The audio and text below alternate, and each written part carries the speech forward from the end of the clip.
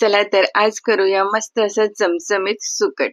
त्याकरता घेतलंय तेल. तेल थोडंसं आपण जास्त घ्यायचं. तेल गरम झालं की नंतर आपण त्यात घालायचा कांदा. कांदा गुलाबी रंगावर परतायचा. नंतर त्यात घालायचा आल्या लसणाची पेस्ट आणि थोडीशी कोथिंबीर.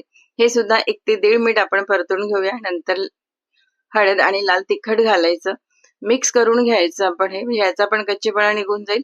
नंतर त्यात घालायचं टोमॅटो. टोमॅटो घालून आपण हे फिरून घेऊया. थोडंसं पाणी घालायचं. नंतर यावर झाकण ठेवायचं. टमाटर मस्त असं नरम करून घेऊया. नंतर मी त्यात घातलंय मीठ. मीठ घातल्यानंतर आपण यात घालायचा थोडासा मटण मसाला आणि थोडीशी आपण यात घालायची कसुरी मेथी. परत एकदा आपण हे मिक्स करून घेऊया. नंतर यात घालायचं सुकट. तर सुकट मी 1 वाटी सुकट घेतलंय, निवडून घेतलंय, स्वच्छ करून घेतलंय आणि त्याला 2-3दा धुवून घेतलंय. धुतल्यानंतर त्याला थोडा वेळ मी पाण्यात ठेवलंय. पाणी काढून घ्यायचं. नंतर सुकट आपण ऍड करायची. एखाद मिनिट आपण हे फिरवून घेऊया. नंतर पाणी घालायचं, झाकण ठेवायचं आणि 2 ते 3 मिनिट आपण ही सुकट शिजवून घेऊया.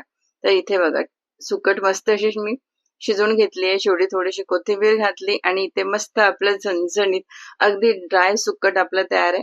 चला तर तुम्ही सुद्धा ही रेसिपी नक्की एकदा ट्राय करा.